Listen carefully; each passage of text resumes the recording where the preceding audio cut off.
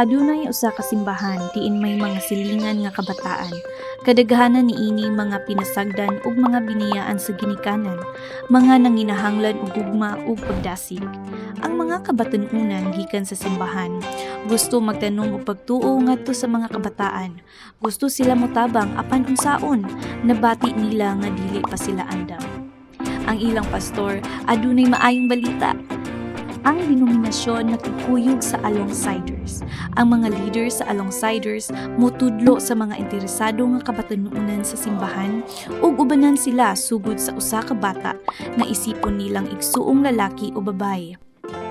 Human sa mga pag-ampo alang kung kinsa ang ilang idisipulo, ang mga motudlo magbasa kanunay uban sa mapili gamit ang kurikulum sa Alongsiders aron sa pagtabang kanila pagsagubang sa mga hagit sa kinabuhi, kabahin man sa spiritual, emosyonal o sosyal.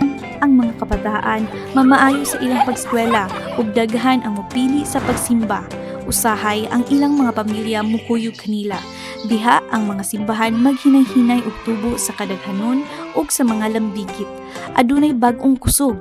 Ang mga simbahan karon mas lalong nga mamuhunan diha sa ilang komunidad ug mailahan sila sa daghan nga lugar sa gugma ug paglaom.